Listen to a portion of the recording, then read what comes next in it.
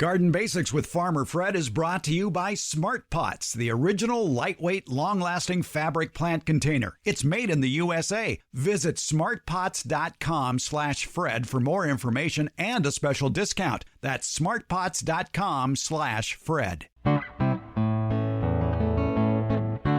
Welcome to the Garden Basics with Farmer Fred podcast. If you're just a beginning gardener or you want good gardening information, well, you've come to the right spot.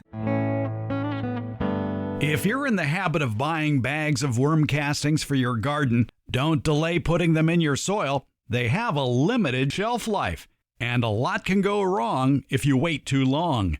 America's favorite retired college horticulture professor, Debbie Flower, has tips for using bagged worm castings. Did you know you can grow roses from seed? That's right, a Master Rosarian tells us how to do it. We're podcasting from Barking Dog Studios here in the beautiful Abutilon jungle in suburban Purgatory. It's the Garden Basics with Farmer Fred podcast, brought to you today by Smart Pots and Dave Wilson Nursery. And we'll do it all in under 30 minutes. Let's go. We like to answer your garden questions here on the Garden Basics podcast. You know how to get in touch with us. You can leave a message at SpeakPipe, speakpipe.com/Garden Basics. You don't incur any phone charges that way. And, of course, you can always call us and leave a question. 916-292-8964, 916-292-8964. Couple of ways you can get some text into us. If you go to gardenbasics.net, you can leave a question there. Maybe you have pictures you want to send along. That's always helpful. Well, then send your question and your pictures to me via email to fred@farmerfred.com. And again, speakpipe.com/Garden Basics, a great way to get your voice on the air here. Or go to gardenbasics.net and leave a question there. Debbie Flower is here to help us answer the questions, and people love to get information from Debbie. You know, by the way, and it's trademarked now, she is America's favorite retired college horticultural professor. Gee, thanks, Fred. Sure, anytime. And Eileen left us a message at speakpipe.com. And Debbie, it was a very intriguing message, wasn't it? It was. This is a good thought, a good thinking woman. All right, here's Eileen. Hi, Farmer Fred. I have a question about worm castings. I've heard that worm castings are really kind of volatile and they only stay good for like 15 minutes after you harvest them out of your worm bin. But then I also see them being sold in bags at garden stores. So what's the truth? I mean, it's probably not the worst thing to add like old worm castings to your garden, but maybe it doesn't even hold a candle to what your backyard worm castings can do. Help me out here. Thank you. Well, Eileen, you're right on several points there. Yes, she is. Yeah. But there's one that we will be emphasizing, too, is that old worm castings may actually repel water. Right. Old worm castings don't have as much value as the new ones right out of the garden, as she mentioned. There was a study actually done in it was published in 2014 in the Journal of Applied Horticulture called The Effective Storage on Some Physical and Chemical Characteristics of Vermicast. So vermicast being the worm compostings. Being America's favorite retired college horticultural professor, you're probably familiar with the Journal of Applied Horticulture. Mm-hmm. Would you say that is a reputable publication? Yes, it's a peer-reviewed publication, which means they get the article and they will send it out to peers, people who are similar to the people sending it in. So in general, these are professors or graduate students who are doing this study, and people will review it for different things. A statistician will review the article for making sure that the statistics were done correctly. In this case, probably a worm farmer or a worm researcher will read the article to make sure that the things said about worms and worm casting are legit. So it goes out to a number of people in the field who then make comments, and it has to pass this peer review before it will be published in the journal. To give you a short answer, Eileen, those bagged worm castings, according to this study, they're good for 60 days. Right. It talks about what's in them, fresh worm castings have a lot of nitrogen in them, and a lot of nitrogen can be very good in the garden, or there can be too much and it can be too hot and burn the plants. So you get a lot of nitrogen, you get some iron, some zinc, some copper, phosphorus, potassium. Worm castings do contain organic matter, and they contain very broken down organic matter, which we call humus, which is pretty stable. It has some good characteristics in the soil, and one of those being that it has high what we call cation exchange capacity. It holds on to cations or positively charged ions, so nutrients that plants can use, as well as holding on to water, and it lets them go when the plant needs it. All of that's good, and that humus part of it will not change over time. But there are also live organisms in fresh worm castings, and those don't survive forever. And they're good live organisms. And there's water, too. And there's water. Yes, it's moist. And that disappears. Right. Let me read the abstract from this study in the Journal of Applied Horticulture to give you an idea. In fairly simple English, so here we go. The study revealed that most of the characteristics of the castings were retained during the first 60 days of storage. Further, as storage was continued, the physical properties such as total and water-filled pore space were reduced by 11 and 40% respectively. The water-holding capacity of castings also reduced about 82% and exhibited high degree of water repellency, whereas the bulk density and particle density of castings increased twofold. These changes may impede the water availability, the oxygen diffusion, and plant root penetration in the field. The nitrogen loss of 49% was recorded due to intense ammonia volatilization. There was more than 75% loss in potassium and phosphorus content, and a significant reduction in the concentration of minor and trace nutrients. These changes in the properties of castings reduce the beneficial impact of vermicast on plant growth. Well, that's pretty direct. It is. And there are tables in this article of their results. The amount of time they looked at these worm castings were 7 days every week, 7 days, 14, 21. Then the table skips to 60 days, then 90 days, and then greater than 120. So it's not all that long. 120 is 4 months. That's right. And what concerns me is the fact that if it gets too dry, it's going to repel water, and it's going to make it tough, as that abstract mentioned, for plant roots to penetrate it. Right. So you're not going to want to grow in 100% worm castings. Yeah, and if you do use it, you probably want to somehow saturate it again, too, especially if it's older than 60 days. Yes. So that would be putting it in a bucket, let's say, and mixing it with some warm water and using your hands. Well, that brings up an interesting thought.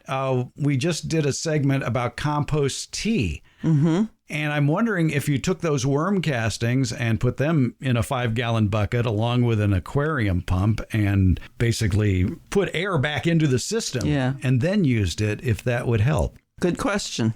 Yeah, we don't know the answer to that. No, we don't. We'd have to do the research. And again, you're looking at after 60 days, 60 days after harvest, or 60 days of storage. I have talked to the makers of worm composting products. I have talked to retail outlets that carry them to get their point of view on this.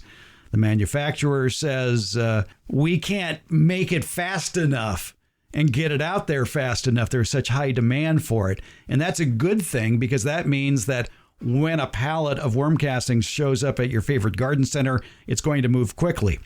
And then you, the consumer, has to be the one to use it within a month or so. Right. But generally speaking, from the plant where it's made to the retailer, maybe just a few days. Mm-hmm. Hopefully. And depending on how many pallets of worm castings that garden center purchased, it may disappear within a week. It might take a month. And if it takes longer than 2 months, I think as a customer, what I would get in the habit of doing if you buy worm castings in bags is to ask them, when did this arrive? Mm-hmm.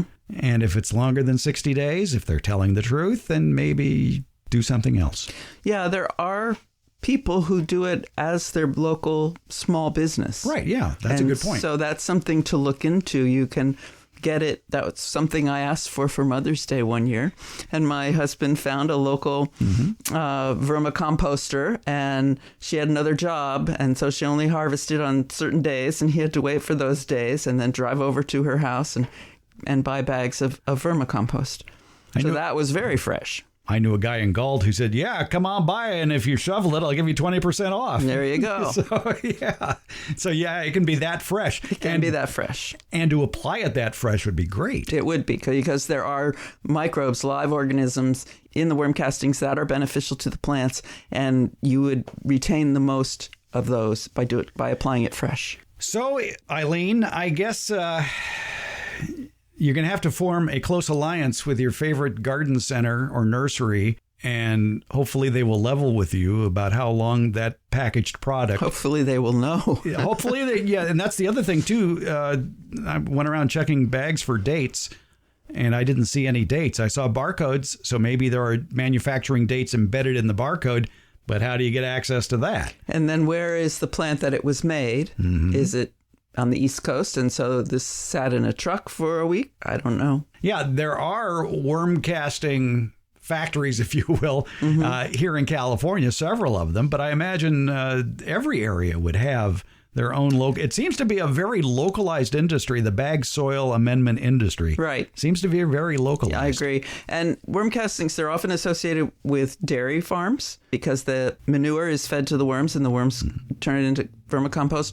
I read another article where the thing that the worms were fed was paper. And so it might be a recycling thing. I don't know exactly where this compost is being made or what they're being fed, or the effect that would have on the result. We'll have a link in today's show notes on this report from the Journal of Applied Horticulture on the effect of storage on some physical and chemical characteristics of vermicast. You can read it for yourself. At the very end are references that you can research for yourself on worm castings and everything that was in this report. Yeah, quite a number of them. It was very well researched. Yeah. Another tact to take is, we're not there right now at this time of year, but in your own compost pile, or as you do on your vegetable beds, when you put them to sleep in the fall, usually put leaves on them and cultivate your own population of worms that will leave the worm castings right where you want them.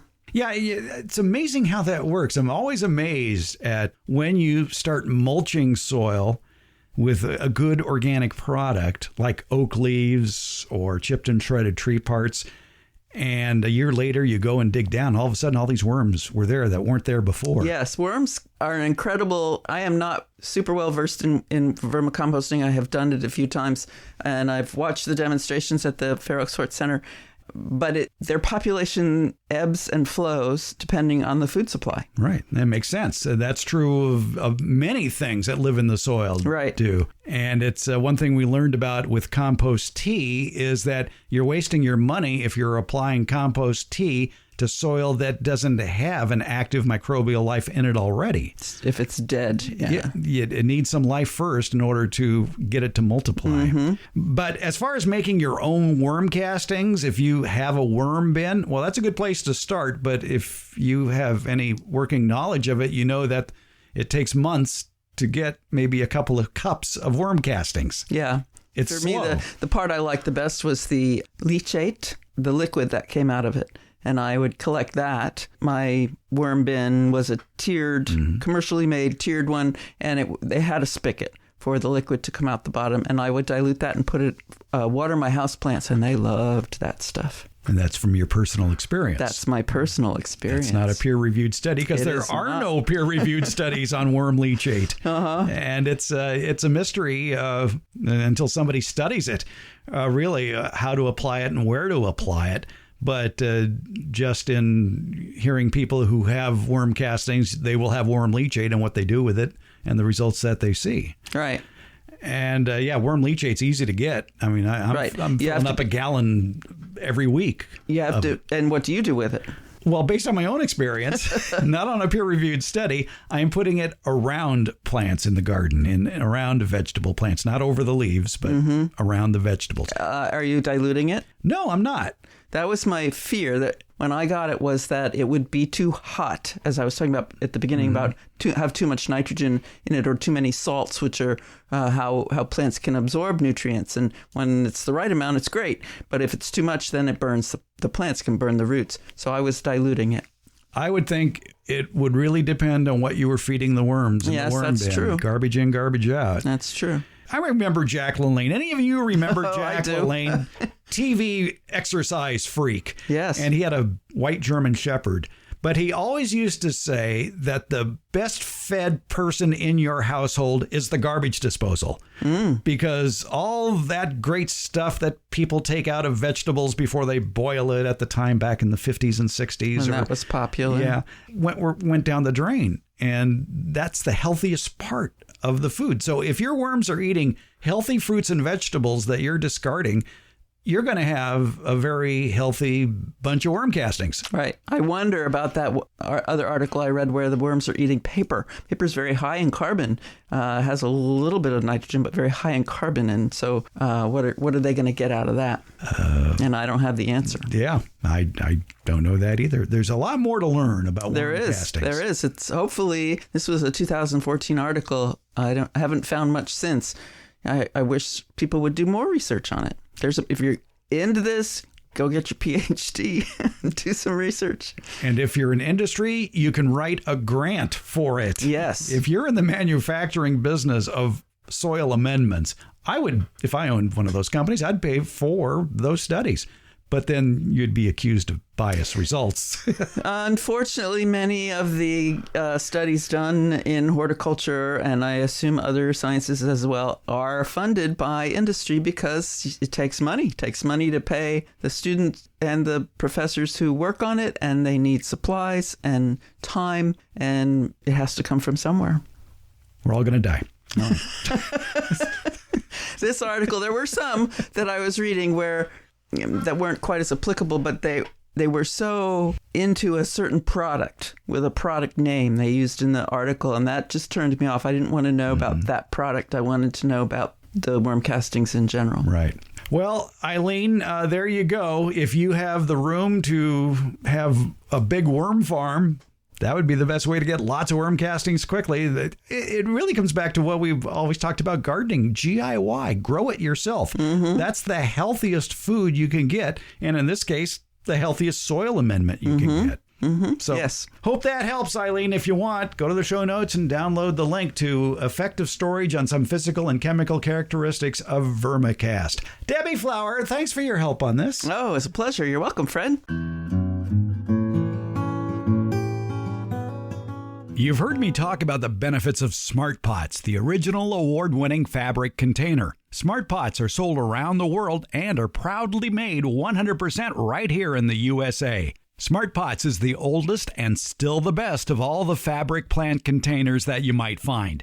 Many of the imitators are selling cheaply made fabric pots that fall apart quickly. Not Smart Pots. There are satisfied Smart Pot owners who have been using the same Smart Pots for over a decade, actually approaching 20 years. When you choose Smart Pot fabric containers, you know you'll be having a superior growing experience with the best product on the market. And your plants will appreciate Smart Pots too. Because of the 1 million microscopic holes in Smart Pots, your soil will have better drainage and the roots will be healthier. They won't be going round and round on the outside of the soil ball like you see in so many plastic pots. The air pruning qualities of Smart Pots creates more branching of the roots, filling more of the usable soil in the Smart Pot. Smart Pots are available at independent garden centers and select Ace and True Value hardware stores nationwide. To find a store near you or to buy online, visit smartpots.com/Fred. And don't forget that /Fred part.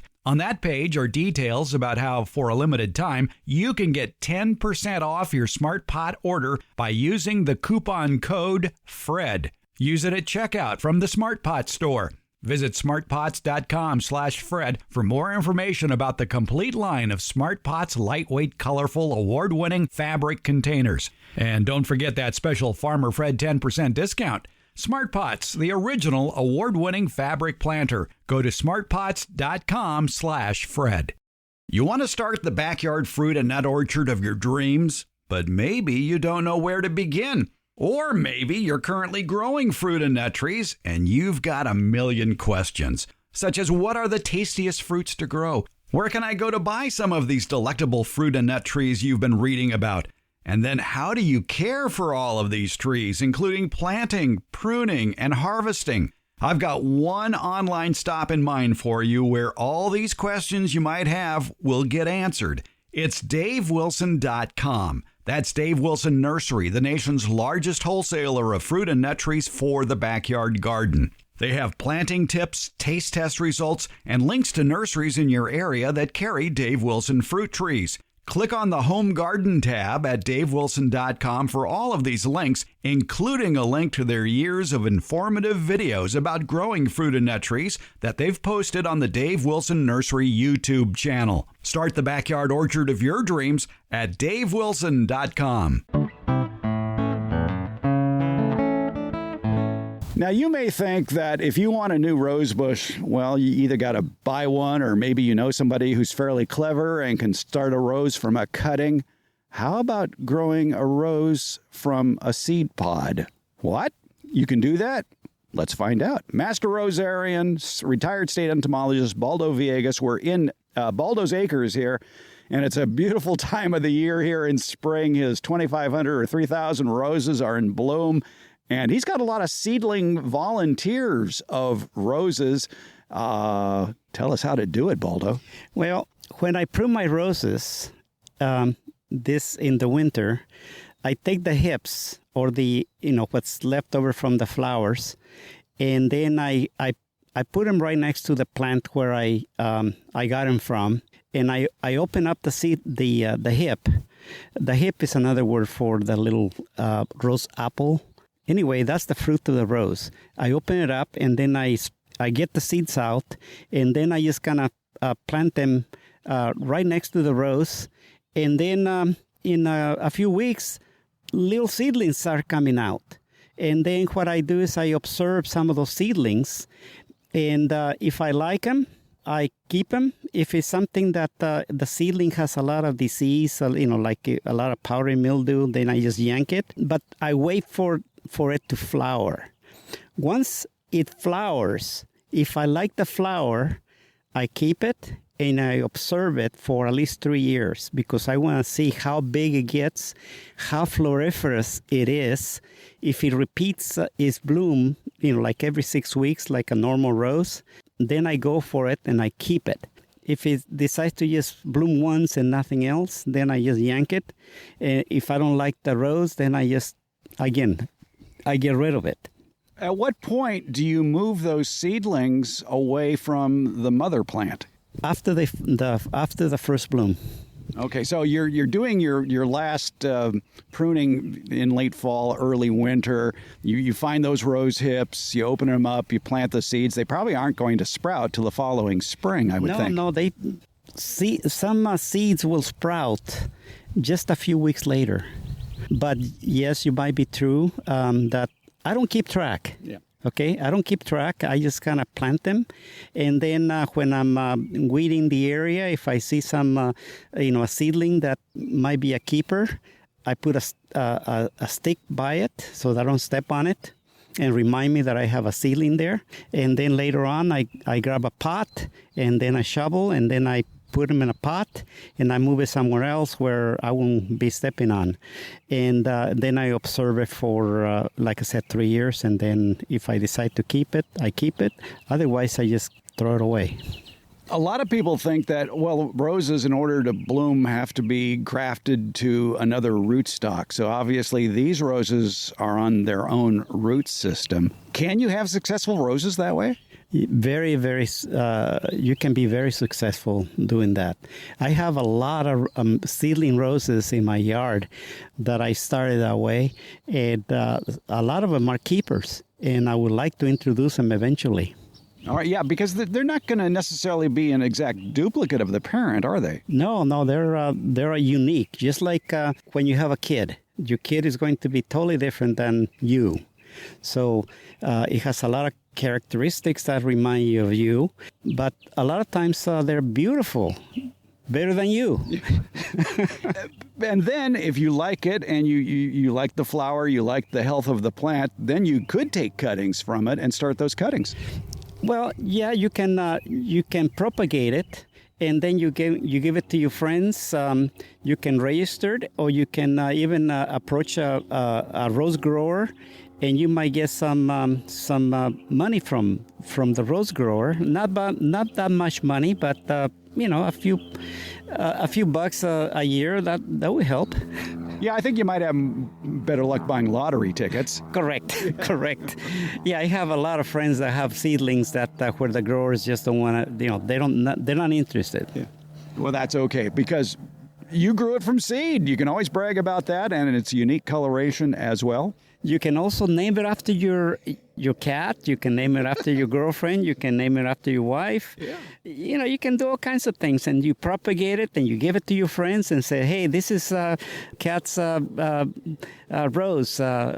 It could be a real nice gift. There you go. How to start roses from seeds. State entomologist, retired, Baldo Villegas, still a Master Rosarian. It's great being out here at Baldo's Acres, admiring all the blooming roses. Thank you, Baldo. Thank you, Fred. Come on over anytime. Bring me some plants again. Yeah, everybody wants tomato and pepper plants. Fine. Thank you, Fred.